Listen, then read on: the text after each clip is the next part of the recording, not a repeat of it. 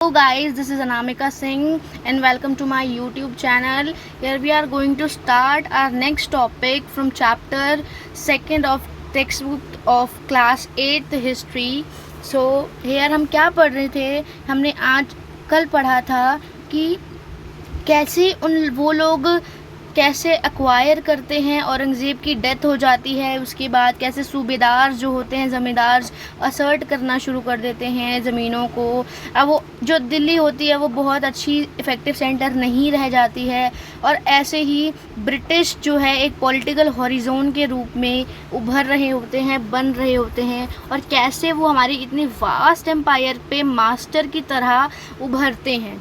तो इसके साथ हमें ये भी देखना है कि अब ये सब कैसे होता है। तो नेक्स्ट हमारा टॉपिक हम चलते हैं नेक्स्ट टॉपिक पे, जो कि है East India company comes east. East India company क्या थी हमें पता है, हमने पहले ही पढ़ा था। ईस्ट इंडिया कंपनी जो कि आई थी कहाँ से, ब्रिटेन से।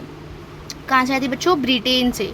तो ब्रिटेन कहाँ पे है, हमने पहले भी पढ़ा था। ब्रिटेन हमारा इधर की साइड, ईस्ट की साइड पर एक छोटा सा आइलैंड है जिसको कि हम ब्रिटेन के नाम से जानते हैं।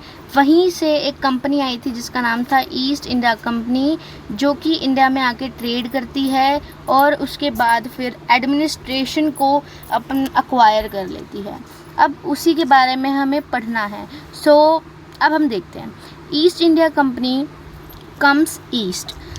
अब हम अगर देखेंगे कि कम्स ईस्ट की क्या, कौन ईस्ट कहाँ गई, मतलब ईस्ट इंडिया कंपनी ईस्ट में आई। कम्स ईस्ट का मतलब है कि वो ईस्ट में आई, तो ईस्ट मतलब कहाँ पर हम देख सकते हैं। डायरेक्शन में अगर हम देखें तो आप भी जानते हैं कि ये हमारा डायरेक्शन होता है, ऊपर नॉर्थ होता है, नीचे साउथ होता है। This is east and this is west. तो ईस्ट की लोकेशन अगर हम देखें तो हमारी इंडिया की लोकेशन जो है वो ईस्ट में पड़ती है, हमारा इंडिया ईस्ट में आता है। सो हमारे इंडिया को ही ईस्ट बोला गया है यहाँ पर। फिर उन्होंने क्या किया, ईस्ट इंडिया कंपनी ईस्ट में तो आ गई, तो ईस्ट में आने से पहले उन्होंने क्या किया कि वो ईस्ट में आ पाई। तो 1600 में, इन द टाइम पीरियड 1600 में वो लोग इंडिया आते हैं। कैसे आते हैं, उन्होंने क्वीन एलिजाबेथ फर्स्ट, जो कि उस समय इंग्लैंड की रानी थी, रूलर ऑफ इंग्लैंड, वहाँ पर उस समय क्वीन जो है रूल करती थी, इसलिए वहाँ की वो उनको क्वीन बोलते हैं और वो रूलर भी थी। तो उन्होंने एक चार्टर साइन करवाया। क्या साइन करवाया बच्चों, चार्टर साइन करवाया, जिसमें कि उन्होंने ये लिखा कि no other trading group in England could complete with East India Company. मतलब कोई भी उस चार्टर के तहत उस ईस्ट इंडिया कंपनी के अलावा ईस्ट में यानी कि इंडिया में आके ट्रेड नहीं करेगा। ऐसा क्यों किया बच्चों, ये एक सीधी सी बात है कि अगर कोई इंडिया में आके ट्रेड करता है, एक कंपनी तो पहले से ईस्ट इंडिया कंपनी हमारे पास आ रही है, और अगर उसके अलावा कोई और आके ट्रेड करता है तो उनको फाइनेंशियली मतलब उनको डर रह सकता है कि उनके अलावा भी उनके पास कंपटीशन होगा। अगर कोई आएगा ही नहीं तो उनके पास कंपटीशन नहीं होगा, तो इससे उनको प्रॉफिट होगा। तो उसमें देखते हैं हम आगे और क्या करते हैं वो लोग। अब वो लोगों ने इन्होंने ऐसा क्यों किया, इंडिया वो लोग जब वहाँ से इंडिया पहुँचे उन्होंने और लोगों को आने से क्यों मना किया, क्योंकि उन्होंने देखा कि जो इंडिया में सामान है वो सस्ते दामों पे वो ख़रीद पाते हैं। गुड्स को वो चीप प्राइसेस पे ख़रीद के वहाँ यूरोप में लेके जाते हैं और उसको हायर प्राइसेस पे सेल कर देते हैं। हायर प्राइसेस पे क्यों सेल करते हैं, क्योंकि उन्हें प्रॉफिट चाहिए। अब इंडियंस को तो नहीं पता कि उसकी असली कीमत क्या है, या फिर वो लोग वहाँ जाके क्या कितने में बेच रहे हैं या कैसे बेच रहे हैं। तो वो लोग क्या करते थे कि यहाँ से इंडियंस को मतलब कि बहला फुसला के यहाँ से ख़रीद लेते थे, उसके बाद वहाँ जाके उसको हायर प्राइसेस पे बेच देते थे। और अब उनके पास चार्टर था, इसलिए उनकी कंपनी को did not have to fear competition from other English trading company. उनको किसी और से कोई भी डर नहीं था, कोई भी कंपटीशन का डर नहीं था कि हमारा लॉस हो जाएगा या किसी और कंपनी का प्रॉफिट हो जाएगा। क्यों, क्योंकि उनके अलावा तो कोई और ट्रेड करने आया ही नहीं वहाँ पे। तो अब एक वर्ड, अब आगे पढ़ते हैं। Mercantile trading companies in those days made profit primarily by including competition so that they could buy cheap and sell. अब वो क्या करते थे, उन्होंने पहले भी प्रोफेशन बना लिया था कि उसको सस्ते में ख़रीद के महंगे में बेचने का। सारे मर्केंटाइल्स, दूसरी जो बिजनेसमैन हुआ करते थे, वो सब ऐसे दूसरी कंट्रीज़ में जाके अपना जो वहाँ का गुड होता था, वहाँ की जो अच्छी चीज़ें होती थी, उसको रॉ मटेरियल्स को वो सस्ते में ख़रीद लेते थे और अपनी कंट्री में लेके जाके या यूरोपियन कंट्रीज़ में आके उसको और ज़्यादा महंगे दामों पर बेच देते थे। अब ऐसे ही जो रॉयल चार्टर था, अब royal charter however could not prevent other European power from entering the eastern markets. अब आपको तो पता ही है कि यूरोप एक कॉन्टिनेंट है, हम जानते हैं कि यूरोप एक कॉन्टिनेंट है। यूरोप इतना बड़ा है, यहाँ से ही पूरा ऊपर वाले साइड भी, ये मैप थोड़ा छोटा है बट ऊपर वाली साइड भी ये यूरोप आता है, यहाँ पे इतना बड़ा है। अब यूरोप में बहुत छोटा सा तो ब्रिटेन है, इंग्लैंड है आई मीन, तो उसके जो उसका चार्टर था तो वो तो उसी में ही काम करेगा। अब आप ऐसे समझें जैसे अगर इंडिया की कोई पॉलिसी है तो वो इंडिया में ही काम करेगी। अगर आप इंडिया से बाहर अगर पाकिस्तान वालों को अपनी पॉलिसी के लिए बोलेंगे कि अगर ये पॉलिसी आपको फॉलो करनी है तो वो लोग नहीं करेंगे ना। तो सेम वैसे ही आप यहाँ पर भी हुआ कि जो रॉयल चार्टर था वो किसी बाकी यूरोपियन पावर्स को आने से ईस्ट में रोक नहीं पाया। ईस्ट मार्केट में, ईस्टर्न मार्केट का मतलब क्या है, जो इंडियन मार्केट है, यहाँ पे इंडियन मार्केट के अंदर आने से किसी को रोक नहीं पाया। और जो रॉयल चार्टर था सिर्फ वहीं के लोगों को रोक सकता था और तो किसी को रोक नहीं सकता था। तो ऐसा ही हुआ। अब कंपटीशन बढ़ने लगा, तो आप भी जानते हैं अगर कंपटीशन बढ़ेगा तो लोगों के पास फियर भी बढ़ेगा, है ना। तो और मार्केट भी जो है उसका प्राइस वगैरह, और मार्केट का प्राइस भी इंक्रीज़ करेगा साथ ही साथ। और अब हम आगे देखते हैं कि by the time the first English ship sailed down the west coast of Africa round the Cape of Good Hope and crossed the Indian Ocean, Portuguese had already established their presence in the western coast of India. अब हम क्या, इसमें क्या लिखा है कि पहली English ship थी। कौन सी पहली इंग्लिश शिप थी? ईस्ट इंडिया कंपनी की पहली शिप थी जो कि केप ऑफ गुड होप को पार करके, केप ऑफ गुड होप को पार करके हमारे इंडिया तक पहुंची थी। जो आप ये रूट्स देख रहे हैं ना, यहाँ से जो रूट्स है, इन रूट्स से आके लोग ट्रेड किया करते थे। जैसे आप देख रहे हैं यहाँ पे रूट बने हुए हैं, यहाँ पे बॉम्बे में आके लोग ट्रेड करते थे, इंडिया आते थे, इंडिया में मद्रास आते थे, कैलकटा आते थे, ऐसे ही इन जगहों में आके वो सब ट्रेड किया करते थे। अब उसने कहा था कि ऐसी पहली ही शिप जो थी वो सेल डाउन मतलब उतरी थी इंडिया में आके, जिन्होंने ट्रेड करना शुरू किया था। उसके बाद हम देखते हैं क्या होता है कि and cross the Indian Ocean, और पहली वही थी जिन्होंने इंडियन ओशन को क्रॉस किया। The Portuguese had already established their presence in western coast. और क्या था कि जो पोर्टुगीज़ थे वो पहले ही इंडिया का जो ये वेस्टर्न कोस्ट है, इस वाला ये जो कोस्ट है, आपने मालाबार कोस्ट भी पढ़ा होगा, इस वाली जगह पर पहले से ही वो आके बसे हुए थे मतलब वहाँ पे ऑलरेडी रहते थे। अब उनका जो जगह थी कहाँ थी? गोवा के अंदर। उनका जो बेस था गोवा के अंदर, उन्होंने अपना बेस बना रखा था, ठीक है। Had there base in Goa. In fact it was Vasco the gamma, a Portuguese explorer who had discovered this sea road to India in 1498। मतलब जो वास्को डी गामा हमने सुना है ना, उनका नाम पहले भी, कि वास्को डी गामा ने इंडिया का डिस्कवरी किया था, इंडिया की रूट्स का डिस्कवरी किया था। वो एक पहले डिस्कवरर थे, एक पहले एक्सप्लोरर थे वो जो इंडिया आए थे। पता है क्या इनकी कहानी क्या थी? इनको इंडिया नहीं आना था एक्चुअली में, इनको जाना अफ्रीका था, लेकिन ये एक बार रूट से निकले और ये पहुंच गए इंडिया में। और इन्होंने देखा कि यहाँ के लोगों का भी, जैसे आपको पता है कि इंडियंस का भी कॉम्प्लेक्शन जो थोड़ा फेयर नहीं होता है, तो उनको लगा कि ये भी अफ्रीका ही है। बट उनको बाद जाके पता चलती है कि वास्को डी गामा जो थे, उनको बाद में पता चलता है कि एक्चुअली में इंडिया है, this is not an African country, ये अफ्रीकन कंट्री नहीं है, ये इंडिया है मीन। उसके बाद देखते हैं कि क्या होता है। उन्होंने ही सी रोड जो है, यहाँ के सी रोड्स जितनी भी थी उनको एक्सप्लोर किया था, उनको ढूंढा था। अब आगे देखते हैं क्या होता है।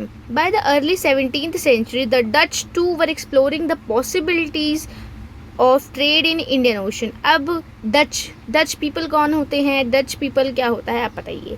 जो पोलैंड से पीपल आते हैं, पोलैंड एक जगह है। पोलैंड कहाँ पर है? यूरोप में ही है। पोलैंड एक जगह है, वहाँ के पीपल्स को कहा जाता था डच पीपल जो होते हैं उन्होंने भी स्टार्ट कर दिया इंडिया में पॉसिबिलिटीज़ ढूंढना। किसके लिए? एक अब ऑब्वियस सी बात है, वो लोग अपनी कंट्री से दूसरी कंट्री में क्यों आएंगे? ट्रेड करने के लिए। तो उन्होंने पॉसिबिलिटी इंडियन ओशंस में ढूंढना शुरू कर दिया क्योंकि उन्हें ट्रेड करना था। उसके बाद soon the French trader arrived on the scene, और उसके बाद फिर फ्रेंच भी आ गए। फ्रेंच कौन होते हैं? जो फ्रांस के लोग होते हैं। फ्रांस एक कंट्री है, फ्रांस, वहाँ के लोगों को कहा जाता है फ्रेंच पीपल। जैसे पोलैंड के लोगों को पॉलिश, अब पहले डच, वहाँ पे डच भी रहा करते थे, अब वहाँ पॉलिश होते हैं। और इसी तरह से फ्रेंच के पीपल वो जो फ्रांस के पीपल है उनको फ्रेंच कहा जाता है। The problem was that all the companies were interested in buying the same thing. क्या प्रॉब्लम थी? अब देखिए आप लोग, सबसे बड़ी एक ही प्रॉब्लम थी कि सबको एक ही चीज़ खरीदनी थी, बाइंग द सेम थिंग। क्या खरीदनी थी? Fine quality of cotton silk made in big market in Europe, peppers, cloves, cardamom, cinnamon too. अब उनको क्या खरीदना था? बेसिकली उनको खरीदना क्या था? उनको सिल्क खरीदना था, उनको कॉटन खरीदना था, उनको सिनेमम खरीदना था, उन्हें कार्डमम खरीदना था, उन्हें पेपर्स, क्लोव्स खरीदनी थी। अब देखिए उनको सारी एक ही चीज़ें खरीदनी थी। अब जब सभी लोगों को सेम ही चीज़ें खरीदनी थी, क्यों खरीदनी थी? क्योंकि यहाँ पे साफ साफ लिखा है कि यूरोपियन मार्केट, जो बिग मार्केट है यूरोप में, मतलब यूरोप के लिए बहुत ही अच्छी मार्केट आती है इन सब चीज़ों की, वहाँ पे बहुत अच्छी बिक्री होती है। इसका कहने का ये मतलब है कि वहाँ की बहुत ज़्यादा ग्रेट डिमांड है। देखो लिखा है ना, वर इन ग्रेट डिमांड, तो वहाँ की डिमांड बहुत ज़्यादा थी। अब देखो सबको वही चीज़ चाहिए। अब आप भी देखते हैं कि अगर आपके घर में कोई एक चीज़ आती है तो अगर आपकी बहन या भाई को भी वो चीज़ चाहिए होती है और आपको भी वो चीज़ चाहिए होती है, तो आप भी देखते होंगे हमेशा लड़ाई होती है ना।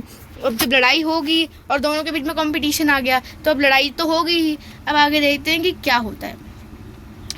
Competition amongst the European companies inevitable.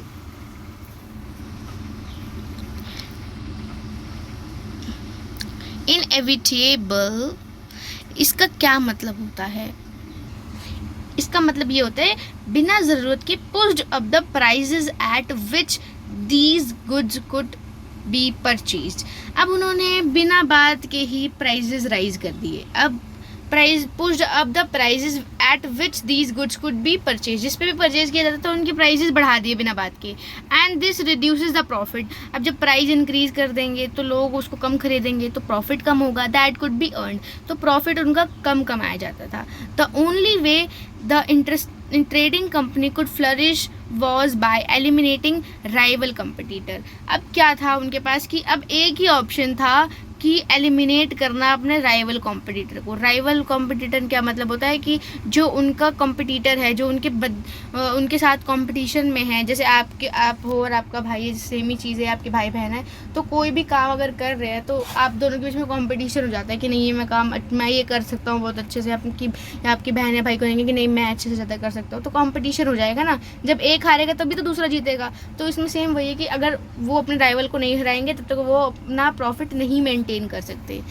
The urge to secure market therefore led to fierce battle between trading companies through the 17th and 18th century. They regularly sank each other's ship, blockaded routes.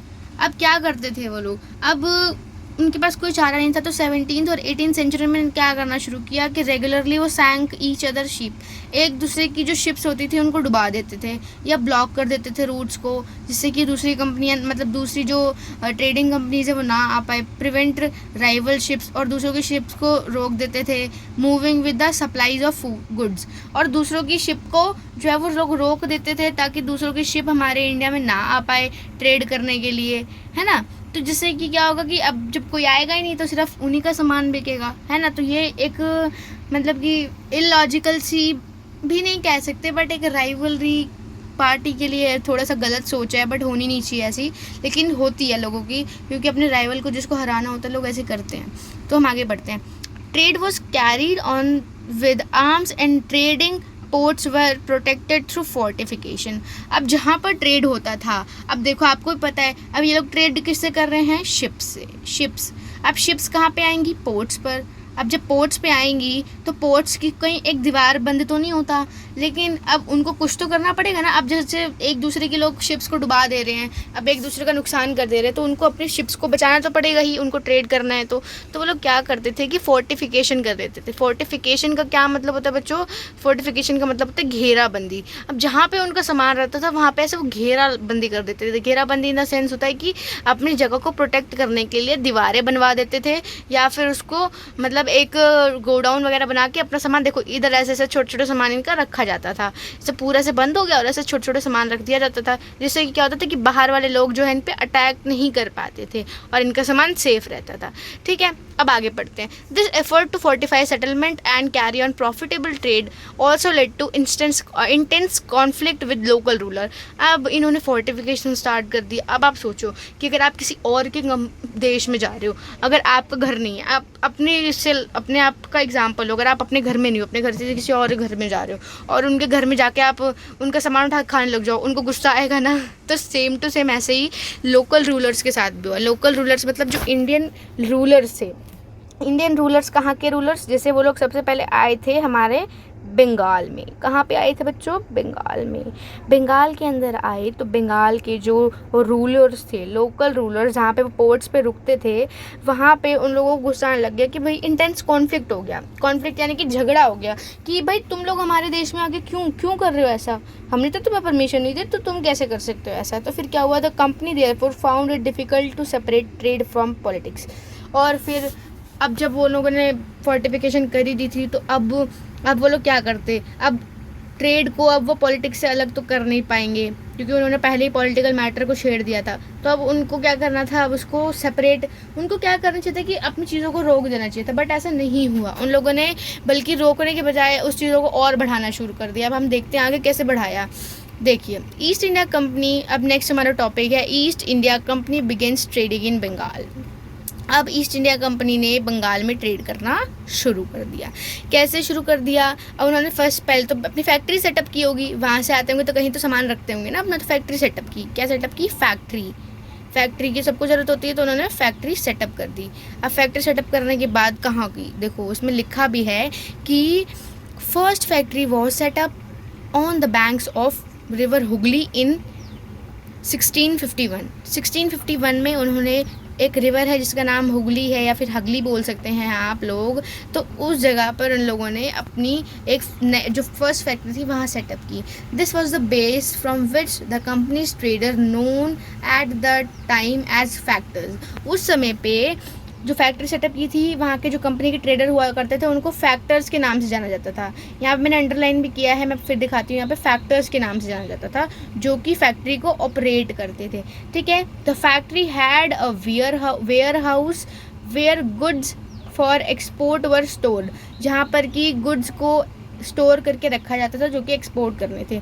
It had offices where company officials had, और वहाँ पे एक office भी बना लिया उन्होंने। देखो अब कितना आगे बढ़ रहे हैं वो लोग।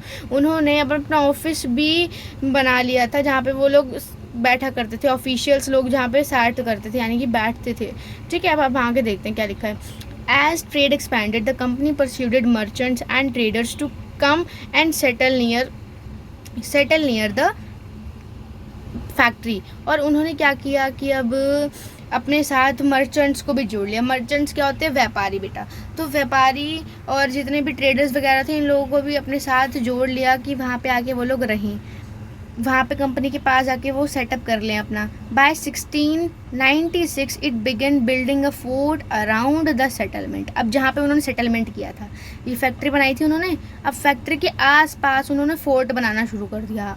फोर्ट मतलब किला बनाना शुरू कर दिया। अब देखो वो लोग कितना आगे बढ़ रहे हैं अपने आप से उन्होंने किला बनाना शुरू कर दिया। दे हैड नो परमिशन, उन्होंने एक भी परमिशन किसी भी रूलर से नहीं ली, किसी भी रूलर से परमिशन नहीं ली। उन्होंने ब्राइब करके, ब्राइब्ड मतलब ब्राइब एक वर्ड, तो ब्राइब्ड मतलब ब्राइब करना, ब्राइब वर्ड होता है जिसको मैंने कल भी बताया था कि इसका मतलब होता है रिश्वत देना। रिश्वत दे के मुगल ऑफिशियल्स को 2 साल के बाद उन्होंने अपनी एक फोर्ट को बिल्कुल ही बना दिया। Giving into the company zamindari rights over 3 villages. और उन्होंने क्या किया, इतने में ही वो लोग नहीं रुके, उन्होंने साथ में मुगल ऑफिशियल को ब्राइब करके 2 साल के बाद उन्होंने अपनी कंपनी के नाम जमींदारी राइट करवा लिए और 3 विलेजेस को उन लोगों ने खरीद लिया। 3 विलेजेस, सोचो कहाँ, वो एक छोटी सी कंपनी उन्होंने सेटअप की थी, उसके बाद उन्होंने 3 विलेजेस खरीद ली, कितनी बड़ी बात होती है।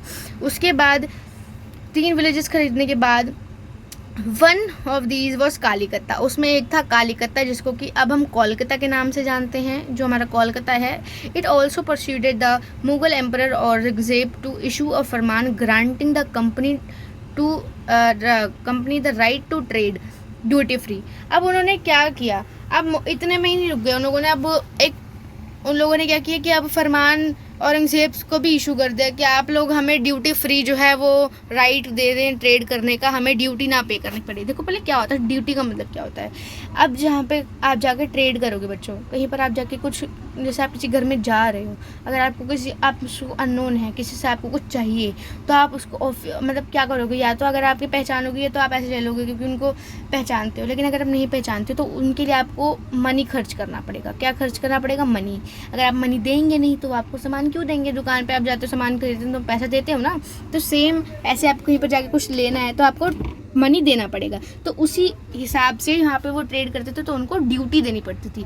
लेकिन अब उन्होंने मना कर दिया कि हम ड्यूटी, प्लीज़ हमें ड्यूटी फ्री ट्रेड करने की परमिशन दे।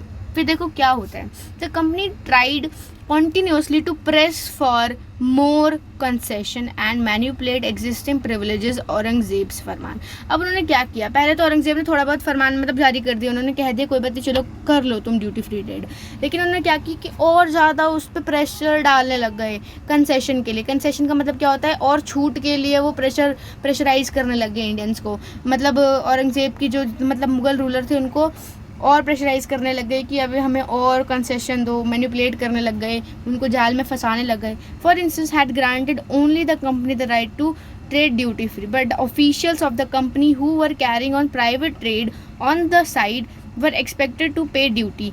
पर उन्होंने सिर्फ कंपनी जो ईस्ट इंडिया कंपनी थी, ये बात हमें ध्यान रखनी, सिर्फ ईस्ट इंडिया कंपनी को ही ग्रांट की थी वो परमिशन कि आप इंडिया जाके मतलब यहाँ पे आके आप ड्यूटी फ्री ट्रेड कर सकते हो, बट उन्होंने ऐसा नहीं किया। उन्होंने करा क्या कि अब जो उनके प्राइवेट ऑफिशियल्स भी थे, कंपनी के जो बाकी ऑफिशियल्स थे वो प्राइवेटली ट्रेड कर रहे थे दूसरी साइड पर, और जिनके लिए उनको ड्यूटी तो पे करनी पड़ेगी।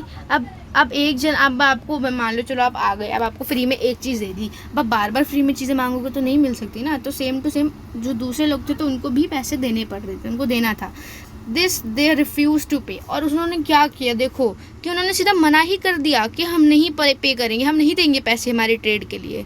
Cause an enormous loss of revenue for Bengal. अब क्या हुआ कि अगर उन्होंने मना कर दिया, अब देखो अगर आपके पास ड्यूटी आ रही, कहीं से पैसे मिल रहे हैं आपको, कहीं से इनकम आ रही है आपकी, और आप कोई और आपको मना कर दे कि मैं पैसा नहीं दूंगा, तो फिर आपके पास ऑब्वियसली आपको लॉस होगा, आप लॉस में चले जाओगे। अब लॉस में चले जाओगे तो लॉस क्या होगा, रेवेन्यू, मनी का आपको लॉस होगा, जिससे कि आपकी इकॉनमी डाउन हो जाएगी। रेवेन्यू कम होगा तो आपकी इकॉनमी तो डाउन होगी ना, तो आपकी इकॉनमी पे भी बहुत फ़र्क पड़ रहा था बंगाल की। How could the nawab of Bengal Murshid Quli Khan not protested. और उस समय जो बंगाल के नवाब थे उनका नाम था मुर्शीद कुली खान, वो प्रोटेस्ट क्यों नहीं करा उन्होंने? Because he was a puppet king. Puppet king का मतलब बच्चों क्या होता है, पपेट आप समझते हैं ना क्या होता है, पपेट होता है कठपुतली। अब वो एक कठपुतली राजा की तरह थे कि जैसे जैसे कंपनी उनको चला रही थी वो वैसे वैसे चल रहे थे उसी हिसाब से, इसलिए उन्होंने कुछ भी नहीं कहा, उनके ट्रेड के लिए, और बाद में ये बातें बढ़ती चली गई। ठीक है, अब हम अपने नेक्स्ट टॉपिक पे मूव करते हैं, जो कि हमारा नेक्स्ट टॉपिक क्या है, how trade led to battles.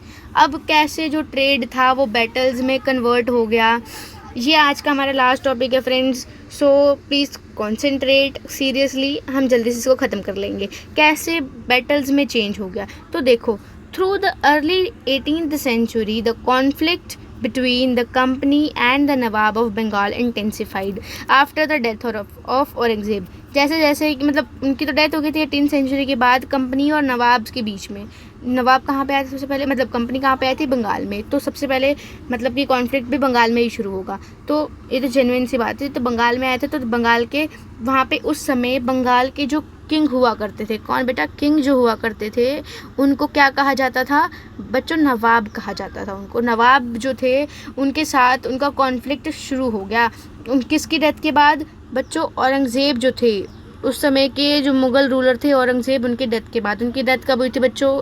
1707 में। We should have to remember this कि 1707 में उनकी डेथ हुई थी। तब बंगाल नवाब asserted their power and autonomy as other regional powers were doing at that time। अब उन्होंने क्या किया कि अब बंगाल को भी थोड़ा थोड़ा समझ आ रहा था, तो उन्होंने क्या किया, बंगाल के नवाब ने भी अपनी पावर जो थी और अपनी ऑटोनॉमी थी उसको असर्ट करना शुरू कर दिया, वापस से अपने कब्जे में लेना शुरू कर दिया, जैसे कि बाकी रीजनल पावर जो कर रही थी doing that the time. Regional power देखो बच्चों क्या होता है, रीजनल जो है दो वर्ड से मिलकर बना है रीजन। पहला वर्ड है इसमें रीजन। अब कोई जगह है, ये एक रीजन है, किसी का रीजन, जैसे ये इस पर्सन का ये रीजन है। अब ये इस पर्सन का तो रीजनल है, ये इस पर्सन का जो रीजन है, यहाँ के जो लोग होंगे वो यहाँ के रीजनल पीपल होंगे। क्या पीपल होंगे? Regional people.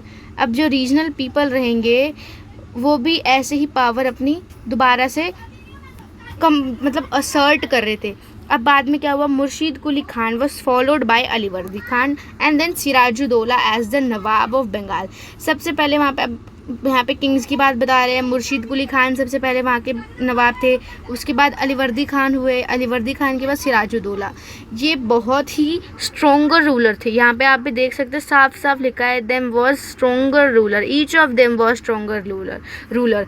बहुत ही ताकतवर राजा थे। They refused to grant the money concession, company concession को उन्होंने मना कर दिया। क्यों मना कर दिया कि भाई क्यों कंसेशन दे तुम्हें, हम तुम दूसरे देश से आ रहे हो, तुम हमें पे भी नहीं कर रहे, अपनी मर्जी भी चला रहे हो, ऐसा नहीं होगा, तुम नहीं करोगे ऐसा। उन्होंने सीधा मना कर दिया। फिर क्या हुआ देखो, demand large tributes to for company's right to trade, denied it any right to mint coins. और उन्होंने सीधा सीधा मना कर दिया कि कोई भी ट्रिब्यूट जो है, ट्रिब्यूट मतलब कोई भी गिफ्ट्स वगैरह कंपनी को नहीं मिलेंगे, कोई भी कंसेशन नहीं दिया जाएगा। साथ में जो उनके कॉइन्स वगैरह है मिंट के, उनको भी डिनाई कर दिया उन्होंने। और stop it from extending its fortification, और उनको साफ साफ ये बात कह दी कि अपनी फोर्टिफिकेशंस को रोक दो, मना कर दिया उन्होंने कि अब अपनी फोर्टिफिकेशन आप नहीं कर सकते। Accusing the company to decide, they claimed that the company was depriving the Bengal government of huge amount of revenue and undermining the authority of the nawab. मतलब उन्होंने साफ साफ कह रहे हैं कि कंपनी जो है मतलब क्लेम कर रही थी कि कंपनी को अगर वो मना कर देंगे तो वो उनको वैसे ही रेवेन्यू का लॉस हो जाएगा। साफ साफ उनकी जो अथॉरिटी है, क्योंकि अब देखो कंपनी अपनी अथॉरिटी वो जमा रही थी, तो उससे क्या होता कि नवाब की तो अथॉरिटी कम हो ही रही थी, लेकिन वो अपने लिए क्या एक तर्क भी तो देता नहीं सन कि हम ऐसा क्यों कर रहे, तो वो अपने हिसाब से ये कहते कि हम अपना तो आपका रेवेन्यू जनरेट करवा रहे हैं। तो ये ऐसा झूठ बोल के ऐसा कह रहे थे, बट वो लोग नहीं माने। इट वॉज रिफ्यूजिंग टू पे टैक्सेस, बट वो लोग फिर भी मना कर रहे थे कि वो लोग टैक्सेस नहीं पे करेंगे। राइटिंग डिसरिस्पेक्टफुल लेटर्स, और मतलब कि डिसरिस्पेक्टफुल लेटर्स लिख रहे थे जिसमें वो लोग मतलब अब्यूजिव लैंग्वेज भी यूज़ कर सकते हैं, या फिर जिनके बारे में वो धमकी भी दे सकते हैं कि ऐसे लेटर्स लिख रहे थे नवाब्स को। And trying to humiliate the nawabs of his officials, और जो वहाँ के नवाब्स थे उनको ह्यूमिलेट कर रहे थे। ह्यूमिलेट मतलब उनको दबा रहे थे कि ऐसा ऑफिशियल्स कि आप नवाब उनको पे करने के लिए ना बोलें। अब फिर क्या हुआ, हम देखते हैं कि the company on it's part declare that the unjust demand of local officials were ruining the trade off the company. अब इसमें क्या बोल रहा है, ruining the trade off company. अब वो लोग क्या कहते हैं कि जो नवाब हैं, जो लोकल ऑफिशियल्स किसको कह रहे हैं यहाँ पे, नवाब्स को कह रहे हैं। जो लोकल ऑफिशियल्स हैं हमारी कंपनी को रनिंग, जो हमारी कंपनी चल रही है उसके जो ट्रेड को वो लोग रूइन कर रहे हैं। रूइन मतलब बर्बाद कर रहे हैं, ट्रेड का जो कंपनी का ट्रेड चल रहा है उसको ख़राब कर रहे हैं। And the trade could flourish only if the duties were removed, और ट्रेड तभी हो सकता है जब जो ड्यूटीज़ है वो हटा दी जाए, यानी कि जो टैक्सेस हैं जो वो पे कर रहे हैं उनको करने को बोला जा रहा है, अगर वो हटा दिया जाए तभी वो लोग, उनकी जो ट्रेड है वो फ्लरिश होगा, वो फैल पाएगा। It was also convinced that to expand trade it had to enlarge its settlement, buy up villages and rebuild its fort। अब उनको अपनी ट्रेड बढ़ाने के लिए क्या करना था भाई, it also convinced that to expand trade it had to enlarge enlarge मतलब बड़ा करना. It's settlement. सेटलमेंट मतलब जहाँ पे वो रह रहे थे, जो भी उन्होंने बना रखा था उसको एनलार्ज करना, बड़ा करना. और साथ में बाय अप विलेजेस को खरीदना. एंड रीबिल्ड इट्स फोर्ट, और जो उनके फोर्ट थे जिनको उन्होंने रोक दिया था या हटा दिया था, ख़त्म कर दिया था, उनको दोबारा से बना दिया जाए. तो जो उनका ट्रेड है, जो यहाँ पे जो उनके फोर्ट्स थे उनको अगर दोबारा से बना दिया जाए तो उनका जो ट्रेड है वो अच्छे से फ्लरिश हो पाएगा, मतलब दूर दूर तक फैल पाएगा. समझे बच्चे आप लोग. उसके बाद क्या है, the conflict led to confrontation and finally culminated in famous battle of Plassey. अब दोनों ही अपनी जिद पे थे बच्चों. देखो वहाँ पे राजा भी बोल रहे थे कि नहीं हम ड्यूटी फ्री नहीं करेंगे, यहाँ कंपनी बोल रही थी नहीं तुम ड्यूटी फ्री करो, जिसके लिए वो डिसरिस्पेक्टफुल लेटर्स भी लिख रहे थे, रिफ्यू उनको ह्यूमिलेट भी कर रहे थे, लेकिन वो सीधा सीधा मना करते कि हम ऐसा नहीं करेंगे. तो इससे क्या हुआ कि कॉन्फ्लिक्ट जो उनके बीच में थोड़ा बहुत कॉन्फ्लिक्ट था वो कन्फ्रंटेशन बदल गया. जो थोड़ा बहुत जो लड़ाई थी वो अब बड़ी कॉन्फ्रंटेशन मतलब क्या होता है, आमना सामना. अब सीधा एक आमने सामने के रूप में दोनों आ गए थे कि वो लोग भी मना कर रहे थे और ये लोग भी दोनों जिद पे अड़े थे. तो आपस में लड़ाई की स्थिति आ गई, तो जिससे कि अब वो लड़ाई बहुत बढ़ गई, जो कि एक फाइनली एक बैटल के रूप में सामने आई, जो कि ये बैटल ऑफ प्लासी हुई थी. कहाँ पे हुई थी बच्चों, ये याद रखना है. बैटल ऑफ प्लासी हमारी हुई थी, किधर हुई थी, बंगाल में. आप याद रखेंगे बैटल ऑफ प्लासी कहाँ हुई थी, बंगाल में. And in which year battle of Plassey हुई थी, 1757 में. ये एक इम्पॉर्टेंट डेट है, तो you should have to learn it. Okay, तो ये कैसे अब लोगों ने, एक तो पहले वो लोग मना कर रहे थे, सीधा उन्होंने कैसे अपनी पावर असर्ट करना शुरू कर दिया, उन लोगों के नवाब्स की पावर को रोकना शुरू कर दिया और अपने फोर्टिफिकेशन स्टार्ट कर दी. तो कैसे वो लोग गलत काम कर रहे थे, उन लोगों ने सीधा गलत काम करना शुरू कर दिया. अब देखो, अब इसी से बैटल्स पे वो लोग आ गए. ऐसी बात ना मानने की वजह से अब एक जो उनकी छोटी सी बात थी वो एक बैटल पे आ गई, जो कि प्लासी के रूप में सामने आई. इस बहुत बड़ी बैटल थी बच्चों ये, इसमें बहुत ही ज़्यादा नुकसान हुआ था. और इस बैटल में उन्होंने सिराजुद्दौला जो उस समय के रूलर थे उनको हरा दिया था. So this was the last topic of this video and we will continue this at next video. So bye bye, take care.